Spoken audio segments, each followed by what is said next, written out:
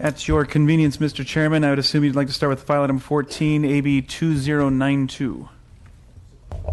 Yes, Mr. Chair, AB 2092.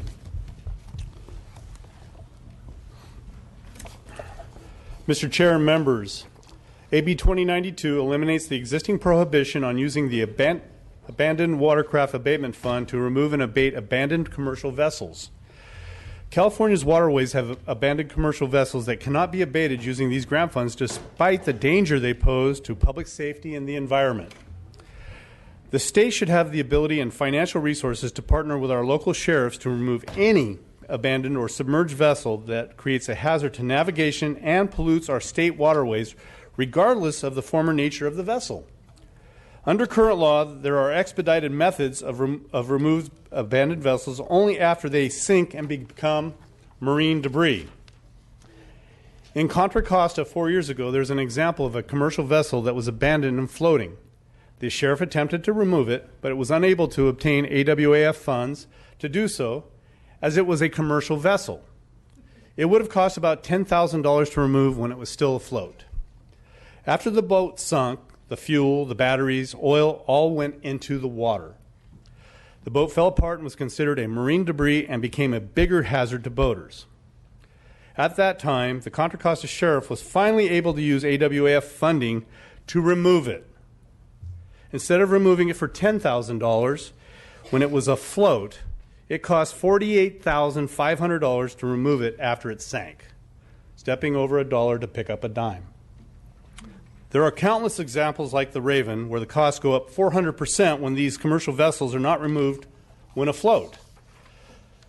The opposition agrees that commercial vessels are a significant problem in state waterways, and I am committed to continuing to work with them in an attempt to find common ground.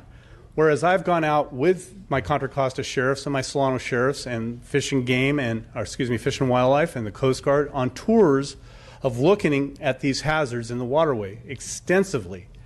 This is how we came up with the bill. They've asked us to help them be more effective, to protect boaters. Unless we find a solution to commercial vessels, it ends up costing recreational boaters 4 times the cost once the commercial vessel sinks. Testifying in support is Scott Mayberry with the Sacramento County Sheriff's Marine Division, Corey Salzillo, representing the California State Sheriff's Association, Robert De La Cruz with Sean Alexander Marine Services, an expert on marine removal. Thank you, and I respectfully ask for your aye vote. Thank you. First witness. Good afternoon, Scott Mayberry with the Sacramento County Hit your button. Sheriff's Department. Good afternoon, Scott Mayberry with the Sacramento County Sheriff's Department. I'm the legislative chair for the California State Sheriff's Association, the Boating Watercraft Safety Subcommittee. In fact, the CSSA subcommittee met in March, and this was one of the topics of discussion, and we are in full support of this of the language in this bill. I'm the end user of these types of laws, which is why we support the language in this bill specifically. I've been involved in approximately 50 vessels or marine debris, the removal thereof in Sacramento County. And I wanted to talk about one example that is in our water. In fact, at the end of February, we had an incident, a pretty horrific boat accident. And this accident occurred as a result of marine debris or commercial vessels abandoned, derelict in our water. In this particular location in Sacramento County, this commercial vessel site extends 60 feet out into a slough, and so a boat was traveling downstream, river right. The boat had to move over mid-channel to go around the commercial vessels, and a boat was coming from the opposite direction, and there was a collision, and 3 gentlemen went to the hospital with very significant injuries as a result of this. And I can tell you, after reading the report and a very thorough investigation, if the marine debris or the commercial vessels weren't there, you would have the full benefit of the slough, and you wouldn't have the restricted navigation issue to deal with in that situation. And unfortunately, this is not an isolated event. We have situations occurring like this all the time in our water. And again, I see the results firsthand. A lot of times I am the first responder on scene. I review the reports and the accident reconstruction and investigation. So to say that I'm concerned about commercial derelict vessels is an understatement. I wanted to touch on one project that we did. We were successful in removing a barge. This barge was located on the San Joaquin River near a marina called Happy Harbor. In the abatement of this particular barge, we found 600 gallons of diesel fuel submerged within the hull of this commercial vessel. And so I find it interesting that the name of this particular marina is Happy Harbor. That doesn't sound very happy to me when you're swimming around 600 gallons of diesel fuel. Anyway, we were able to successfully abate that and get all of the contaminants, the batteries, the asbestos, the lead paint, obviously the fuel, the metal, get all that out of the water where it certainly does not belong. Most of our funding that we utilize for the abatement of vessels or marine debris, it comes from the Division of Boating and Waterways, which now falls under the Parks and Rec Department, California State Parks and Rec. And there is not enough funding to go around statewide, simply put. Every year we submit a grant request, and usually we get about half of what we ask for. And that is pretty much status quo for the entire state. We all have big problems out there with abandoned watercraft and derelict vessels. The stipulation of commercial versus recreational, the fact of the matter is, and I'll read this, a commercial vessel, as defined by the United States Coast Guard, is any vessel, boat, or ship engaged in commercial trade or that carries passengers for hire.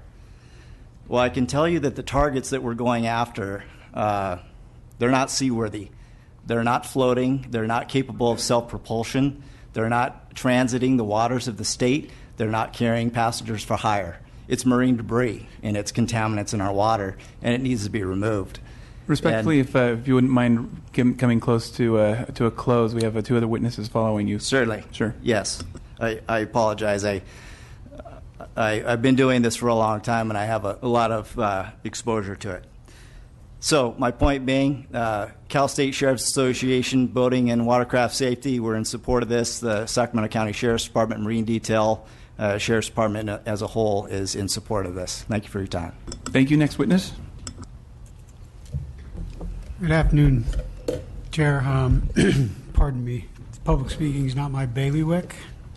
My name is Rob Dela Cruz. I am CEO of Sean Alexander Marine Services Incorporated. My company handles the majority of abandoned vessel abatement duties for government agencies throughout the Bay and Delta. I pride myself on my volunteer public service, and I'm pleased to serve here today. I served on the committee at DBW that formulated AB 166, the VTIP program. This is a successful program that is counter to the revenue stream for my company, and I was proud to be a part of that mission. My adoration of the Bay and Delta goes back to childhood. I can't remember a summer that didn't include hours and hours on the shores of the Bay in my then hometown of Oakland. The waterways of Northern California placed prominently in my psyche for all of my adult life. Today, I live and work on these same waterways. In the last 15 years, we've abated over 750 sites throughout the Bay and Delta. Some of these sites have been in the form of marine debris and hazards to navigation. Of major concern are the many and varied commercial sites that have been abandoned, some for 100 years or more. These sites are passed on a daily basis by recreational and commercial vessels alike. Many can be seen from the shore side, and all, irrespective of age, are polluting the system in many different ways. There have been many instances where a contractor or even an agency, given the drive that exists today, could have come in and removed a hazard at a fraction of the cost by preempting the vessel's demise. Just as with the abandoned recreational products that we have a firm grasp on today, we need to begin the process of ridding our system of these looming hazards. By the numbers, without the current program, you would see a sunken vessel everywhere throughout the Bay and Delta every 1.5 miles from Sacramento to Redwood City. This program is well under control and now needs to expand to complete the job at hand. Thank you. Thank you, Mr. Salzillo. Mr. Chair, members, Corey Salzillo here on behalf of the sponsors of the bill, California State Sheriff's Association. Would just add two things. One, there are multiple funding sources that go into the AWAF, including the fines from those who abandon vessels, as well as licensure fees from yacht and ship brokers. So it's a pretty broad base of funding that goes into the AWAF, not just vessel tax or vessel registration fees and fuel tax. And I would leave the committee with this point. If your boat sinks because it strikes a vessel, do we really care whether it was a commercial vessel or a recreational vessel? The issue is safety in our waterways and the environmental impacts of not abating vessels in a timely manner. So we respectfully ask for your aye vote. Thank you. Thank you. Add-ons in support? Witnesses in opposition?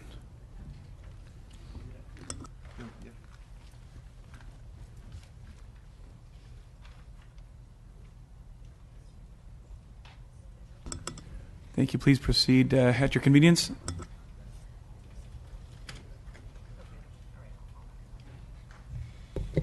Good afternoon. I'm Peter Robertson, Vice President of Recreational Boaters of California.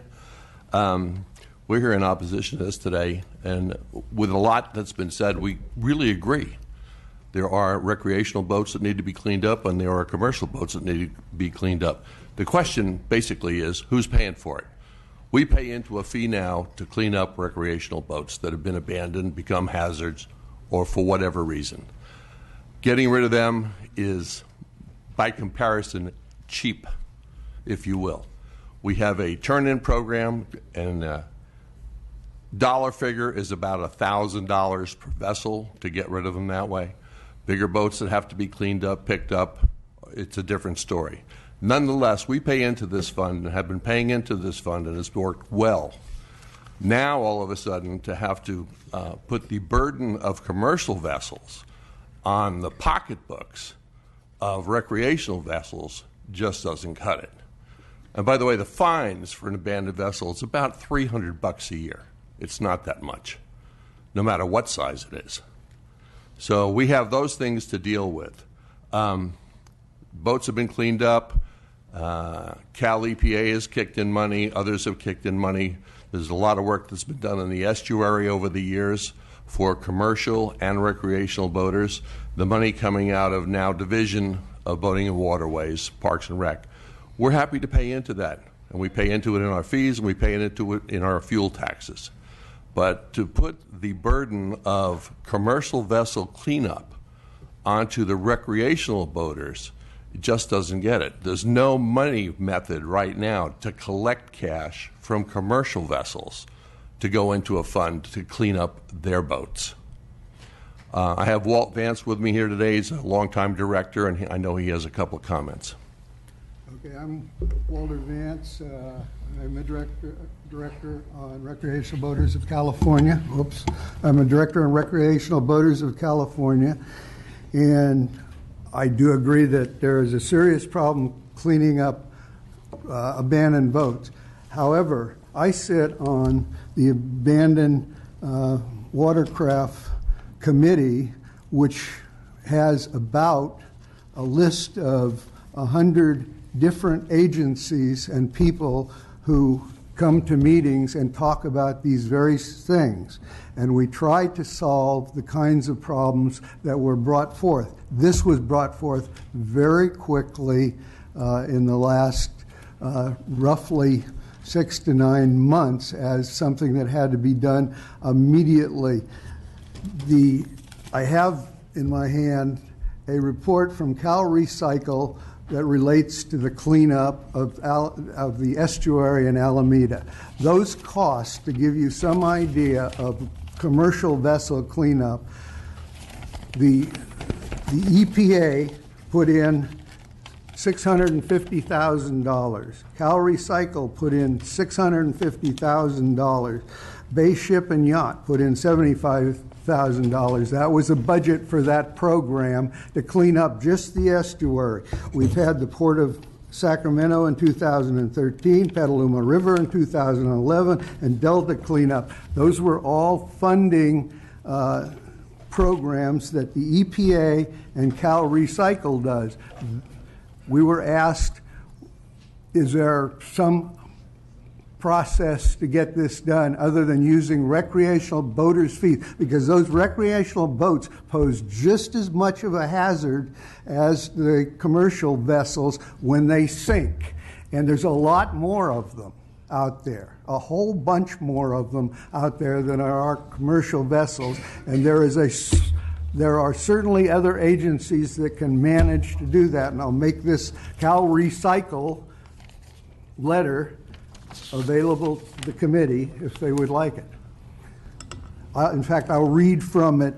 Cal Recycle, which is responsible for the investigation and cleanup of illegal dump sites in California, determined the estuary and shoreline were adversely impacted by abundance of marine debris and more than 40 abandoned and sunken marine vessels that contain toxic substances and asbestos and heavy metals, including lead and polychlorinated biphenyls. So would it be PCBs. possible to summarize that the letter? That is clearly, huh? Would it be possible to summarize the letter instead of reading verbatim? I'm just reading that one sentence. Okay, thank you. Finished. Thank you, Walt. Just in closing, we just have real energy about recreational boaters picking up the tab for commercial vessels that have no funding stream to clean up their own mess, in a nutshell. Thank you for your testimony. Is there members from the audience add on in opposition? Thank you very much. Dave Brenninger.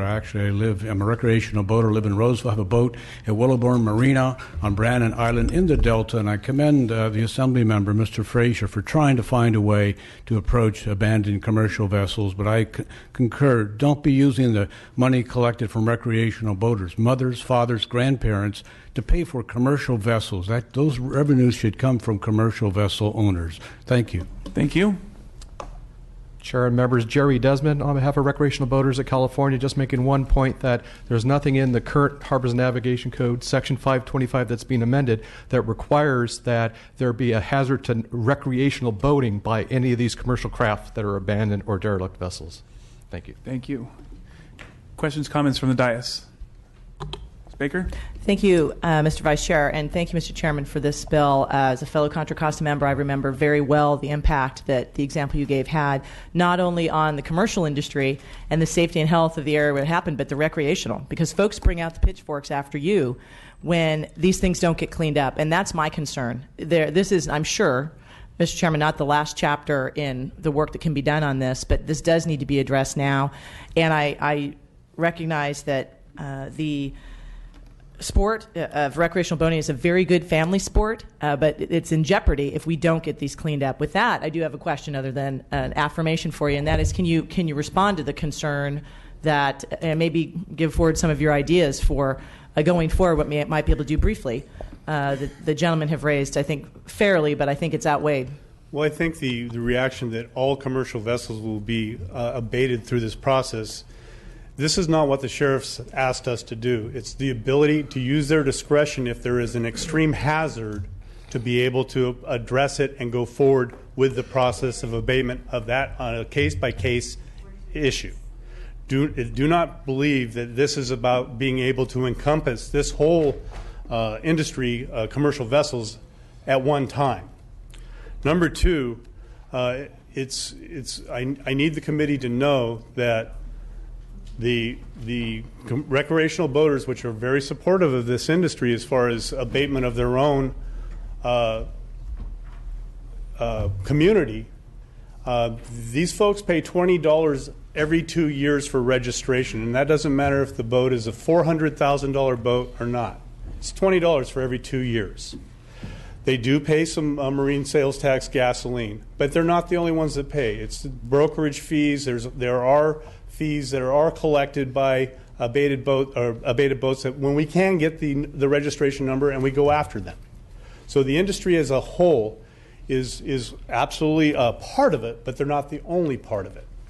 But let me be very clear. This was what the sheriff, and in my tours with the Fish and Wildlife, the Coast Guard, the Contra Costa sheriffs, the Solano County sheriffs, have asked me to do so that they can have the discretion to go forward. And one size doesn't fit all, members. One size doesn't fit all. So they can actually make the decision and be proactive instead of waiting until it breaks up and then costs 4 to 5 times more. And we diminish our effectiveness by doing so. So I would ask that we look at the ability for our public safety officers to be able to make an informed decision and know that we back them and trust them to do it the right way.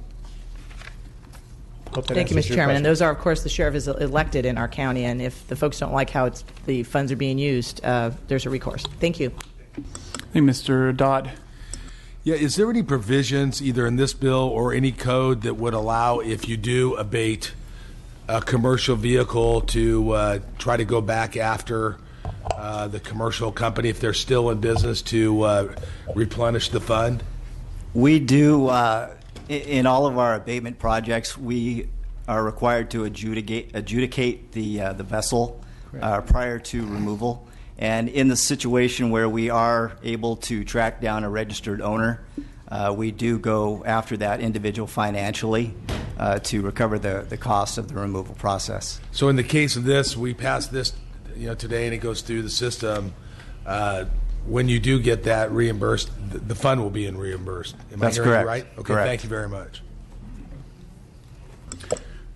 Thank you, Mr. Chairman. I'm going to respectfully and ever so delicately oppose the bill, but it's not because it's a bad bill. I think that your bill addresses a real problem and it offers a real solution. So there's just that one part that I have a disagreement with, and that's that it seems to me that the personal boaters have instituted their own fees to be able to mitigate the cleanup of personal watercraft. And I think that they're almost being punished for doing that in this bill, and I do think that it's perhaps the commercial shipping industry or commercial boating industry that should foot that bill. I wanted to give you the opportunity to close on that, it's like I said, I don't think this is a bad bill because it really is a solution for a problem. It's just, to me, it's not the right solution more than anything else. So if you would please close. Well, I appreciate your candor, and what I will tell you is, as I acknowledge that the $20 every 2 years for registration on a boat, a lot of that is actually consumed by the DMV for registration administration fees. So a lot of that is not going out into the fund. So maybe we haven't kept up with the times, cost of inflation, cost of doing business. Maybe that's one of the aspects that we have to look at. But I will tell you that when public safety comes to me and asks me to be a part of the solution, I have to react, because as a father who lost a child, there's a lot of accidents out in my Delta. When I'm the Delta member, I represent a great proportion of that Delta. And I've gone out there and extensively toured with these agencies. We have to start somewhere. And so with that, I'm looking forward to an aye vote from the committee, and I respectfully ask for that aye vote. Thank you. We have a motion by Gomez, second by Baker. Madam Secretary, please call the roll. The motion is due pass to the Assembly Appropriations Committee. Frazier? Aye. Frazier, aye. Linder? No. Linder, no. Baker? Aye. Baker, aye. Bloom? Excuse me, aye. Bloom, aye. Brown? Aye. Brown, aye. Chu? Aye. Chu, aye. Daly? Dodd? Aye. Dodd, aye. Eduardo Garcia? Gomez? Kim? Mathis? Medina? Aye. Medina, aye. Melendez? Nazarian? Aye. Nazarian, aye. O'Donnell?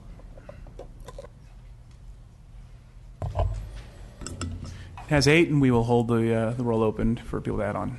Thank you, Mr. Chair. And now for Assembly Bill 2559 at your convenience. Thank you, Mr. Chair. I'll wait for my witness to approach the podium. Thanks, guys.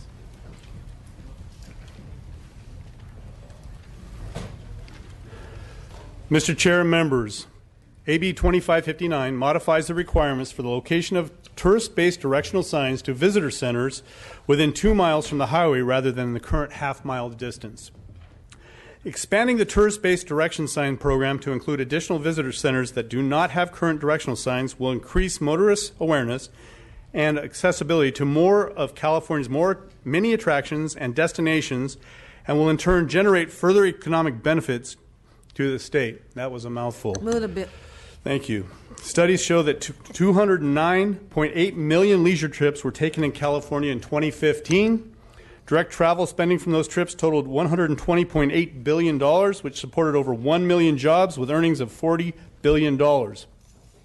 Additionally, travel spending in 2015 generated $4.5 billion in local tax revenue and $5.2 billion in state tax revenue.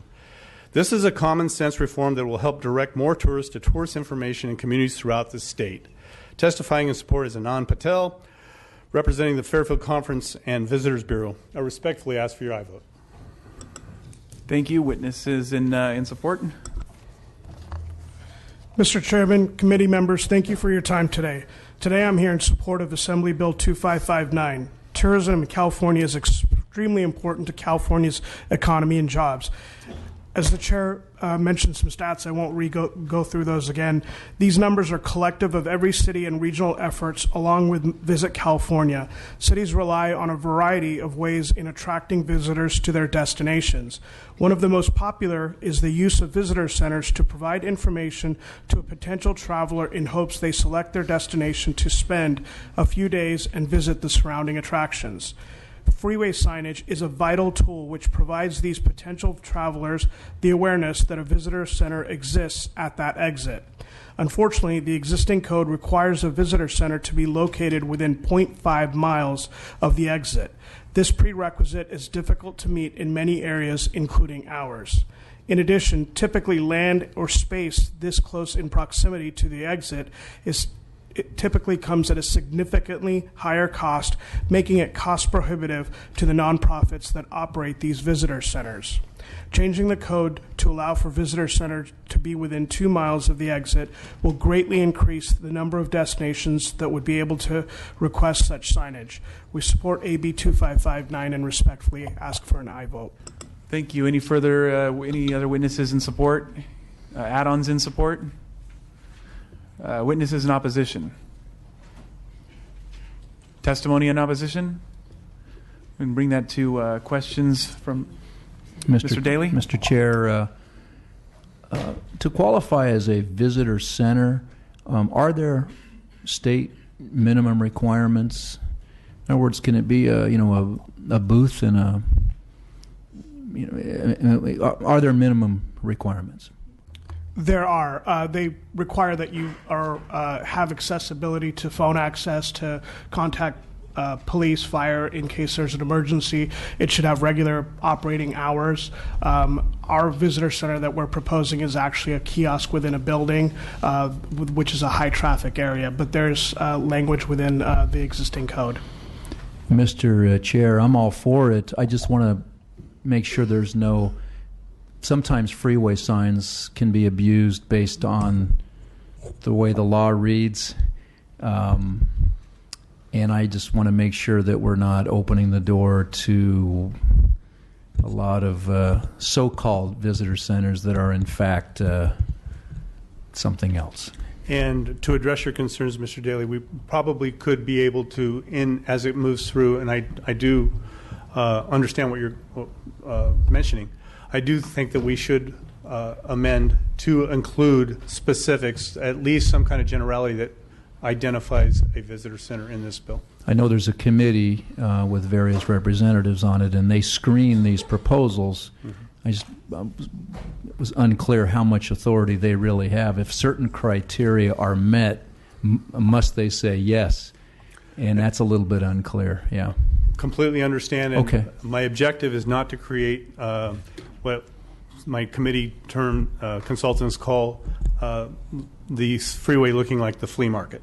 We're not looking after to accomplish that. Good. I trust you. I trust you on this. I just wanted to get that question. No, and I appreciate that. And okay. Fully understand the ramifications of that. There are certain situations where construction happens and sightlines are lost, and off-ramps are changed and traffic patterns. So we're trying to accomplish an economic equivalency in jurisdictions so that everybody has an opportunity to compete. Sure. Thank you very much for the answers. Question from Assemblymember Baker. Thank you, Mr. Vice Chair. Question has to do with what this does with our potential federal funding and support as well, because I know consistency is important to you. Even today we've talked about how we might jeopardize federal involvement in our transportation system if we do something contrary to federal law. And if you could also address the another point you raised earlier, which is when we change one thing, sometimes there's a whole ripple effect. And that is what you just mentioned, which is the trees then that would be in there. What cost that could be that we may be incurring as a state should we pass this? So just from my perspective, how it's affected my district, the Department of Transportation put the brand new way station on 80 East, $130 million project, but they changed the whole dynamic of the traffic flow on how to get off and on. And where it had been intentioned to put a tourist center now is we can't get the signage there in that parameter. We tried administratively to do it, and they said because of statute, the way that this is done, that we would have to do a bill to go forward. The federal dynamic, I don't know. I would have to get the answer to you for that. But again, I'm just trying to create, when as needed, out of the box kind of opportunity presents itself, that we don't alienate any communities that need to get people that have need for information about a community, about resources or tourist information or whatever. That's all we're trying to do here. And I'll look forward to how that may evolve as you find out the federal implications. I think there are some, and so I'll hold off for today, but I look forward to seeing it figured out so that it doesn't cost us federal dollars, and it also provides not a cost at the local level. Thank you. Oh, believe me, we know that about the messaging boards in California and the federal dollars and all that, so we're very sensitive, and I wouldn't put anything in jeopardy. So we'll look at working with you on how we accomplish that goal. Thank you. Is there any other questions? Senator Brown? Well, thank you, Mr. Frazier. In San Bernardino, we had one of these visitor centers that was before our whole economy went south. Wanted to ask, is there any other way that you can fund these besides just a nonprofit? I mean, does the state put anything into it? As far as I'm aware of, that the state does not contribute to this component. I know that when my daughter passed away and SCR 22 was passed through the Senate back in 2005, 6, 7, somewhere in there, that I had to pay for every bit of the signage and the installation and all costs. So we're not looking for the state at this point to be able to come forward and acknowledge this. We have visitor centers and nonprofits that are there to be able to say that we don't want this to be a burden on the taxpayer. Thank you. I'll be supporting the bill. Thank you. Thank you. Any further questions or comments? All right, Mr. Chairman, you can close if you like. Respectfully ask for your aye vote. Thank you. We have a motion by Dodd, second by Brown. And Madam Secretary, please call the roll. The motion is due pass to the Assembly Appropriations Committee. Frazier? Aye. Frazier, aye. Linder? Aye. Linder, aye. Baker? Baker not voting. Bloom? Aye. Bloom, aye. Brown? Brown, aye. Chu? Daly? Aye. Daly, aye. Dodd? Aye. Dodd, aye. Eduardo Garcia? Gomez? Kim? Aye. Kim, aye. Mathis? Aye. Mathis, aye. Medina? Aye. Medina, aye. Melendez? Melendez, aye. Nazarian? Aye. Nazarian, aye. O'Donnell? You have 11 votes. The bill is out, and we'll hold the roll open for add-ons.